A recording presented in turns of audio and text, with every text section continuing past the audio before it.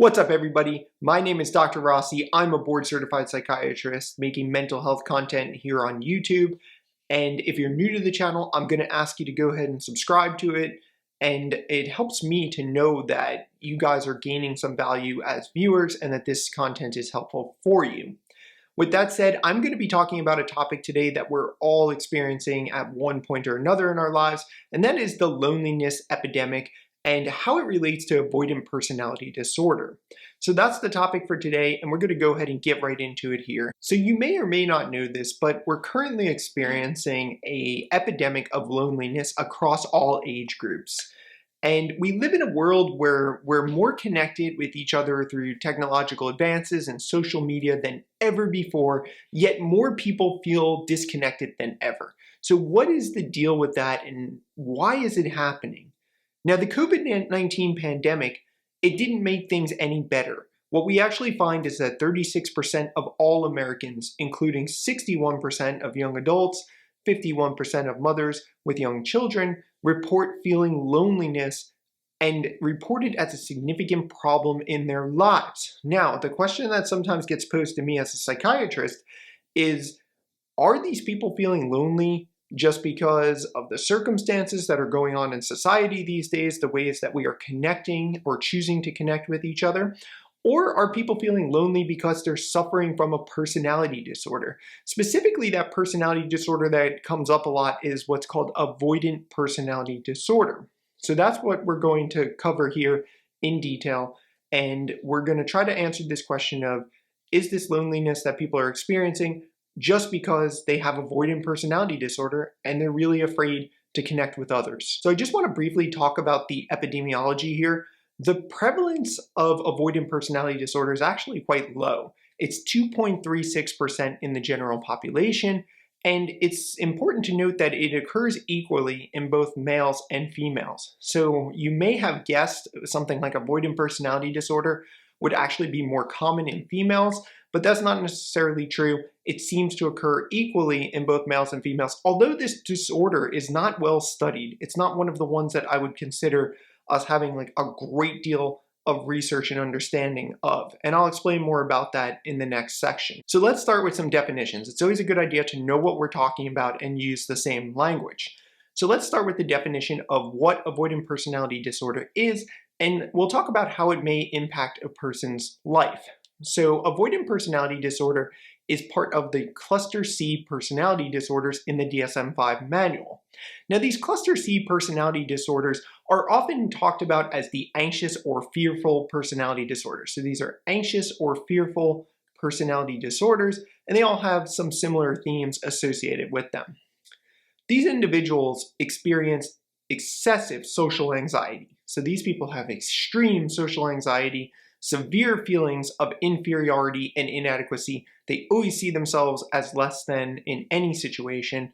And while they desire close relationships, they want to be close to people, they want to form relationships, they avoid these relationships because they are the so-called feared stimulus and instead end up living in self-imposed isolation. There's a couple of other key factors that we want to keep in mind, that these patients or people have patterns of social inhibition. They have extreme hypersensitivity to rejection or criticism. So they are very, very sensitive to anybody who they perceive as rejecting them. And it's really important to note that they're perceiving this because often these are distorted thoughts. These people are reading more into the situation than is actually present, and they're reading social cues that may or may not truly be what the other individual is thinking in that moment. So hypersensitivity to rejection and criticism, and it usually presents itself by early adulthood, but sometimes can occur as early as adolescence. So avoidant personality disorder, what kind of separates this from some of the other disorders we've talked about in the past, is that it's going to affect all areas of life. It should be a pervasive pattern in the person's interactions. It's not something that's isolated to a particular situation. So it's not situational in nature. And the DSM-5 criteria require you to have 4 out of 7 in order to make a diagnosis. So the first criteria is the person will avoid occupational activities that involve significant interpersonal contact, because of fears of criticism, disapproval, or rejection. So this individual may be somebody who is potentially up for a promotion at their job, but in order to get the promotion, they have to give a presentation in front of the board to explain, their latest project. And this person will go to great lengths to avoid the situation, and it won't necessarily be obvious that why they're avoiding the situation, but they'll do what they can to avoid the potential criticism or disapproval or rejection that they may be facing by presenting their work in front of a group. The second criteria is unwilling to engage in relationships unless they're certain of being liked. So again, like I said, these people will look for social cues as indicators of interest before committing to the relationship. So they want to know that before they go into this situation, this social encounter, that they are going to be assured that they're going to be liked by the person that they're going to be spending time with.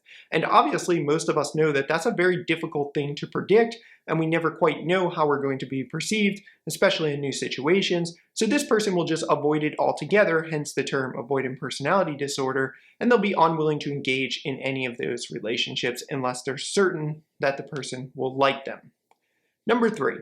They show restraint in relationships for fear of being ridiculed or shamed. So again, same kind of concept here. The person will not fully present themselves to others because they're worried that they're going to be ridiculed by that person or shamed in some way, or they're going to embarrass themselves in some way in front of that person, and it's going to result in this extremely feared situation.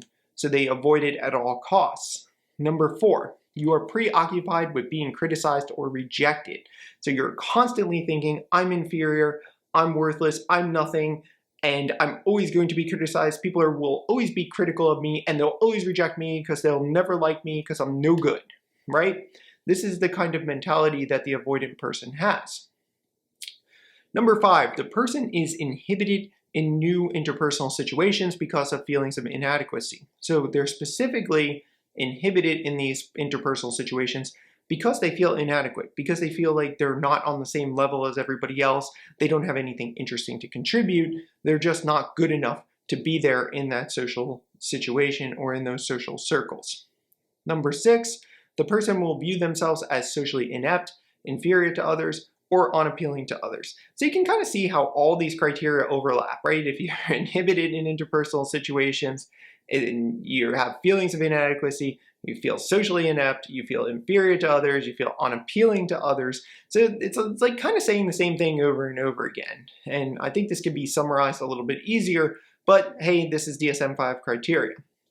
Number 7, the person is reluctant to take personal risks for fear of embarrassment. So again, they're not risk takers, they're not going to put themselves out there, they're not going to engage in new social situations because they're always worried that they're going to make a fool of themselves or be embarrassed, and that is the biggest fear that these individuals have in their life. I do want to point out a couple of quick things to you guys. It's important to keep in mind that this diagnosis is largely unchanged since DSM-3. So since DSM-3, this has not really been changed very much, and it's primarily viewed through the lens of through a psychoanalytic lens. So these, as I've said before, are kind of Freudian diagnoses that are still remnants of the past, and I really think we need to evolve beyond this as psychiatrists to start thinking about personality and temperament very differently than the way it's presented here in DSM-5, but as of right now, this is what we have to work with.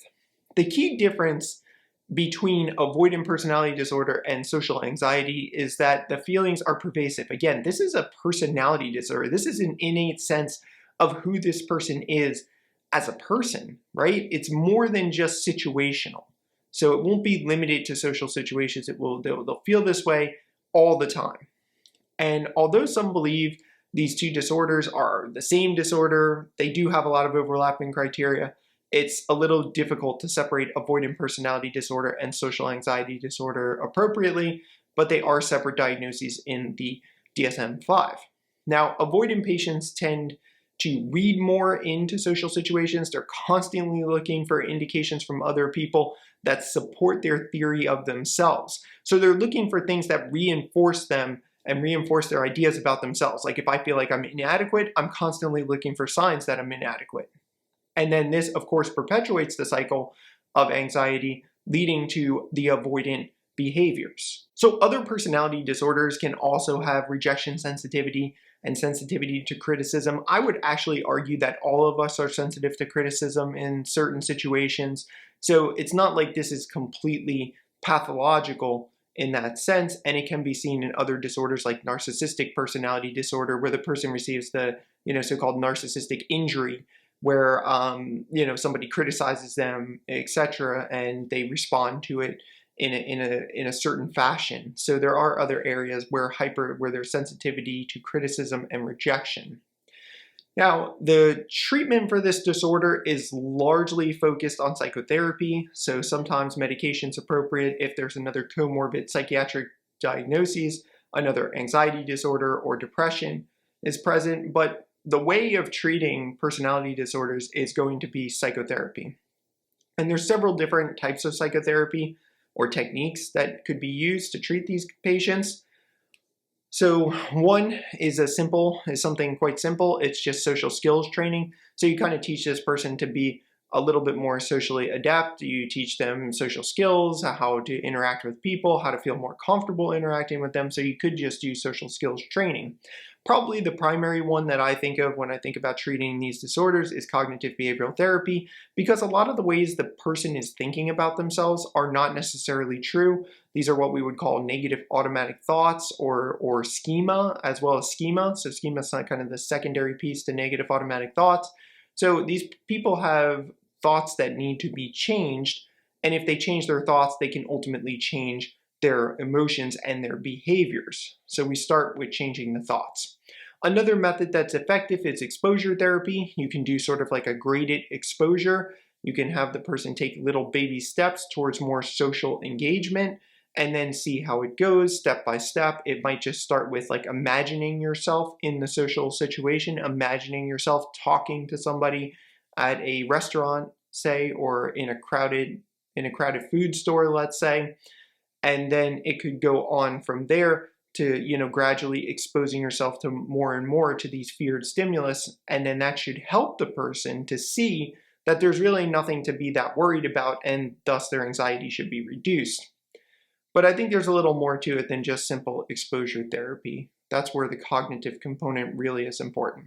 These are also good cases for psychoanalysis. So if somebody is well versed in psychoanalytic techniques, and the patient can commit to the therapy, they could be a good candidate for psychoanalysis as well. So I'm going to kind of hold the video here and wrap it up with this idea that, could some of the loneliness people are experiencing these days be due to avoidant personality disorder? I think the answer is possibly, but given the small percentage of people who have avoidant personality disorder, it doesn't necessarily explain the reason why people are feeling so lonely. And I think it's dangerous to pathologize all of these situations, assuming that, someone who's a little sensitive to criticism or somebody who's feeling lonely is experiencing avoidant personality disorder, because that's not necessarily true. So we want to be careful and mindful that we're not overdiagnosing what may be normal within the range of normal or within the realm of normal. And loneliness has many contributing factors. I don't think we fully understand why people are feeling this way yet, and there's more research that needs to go into it.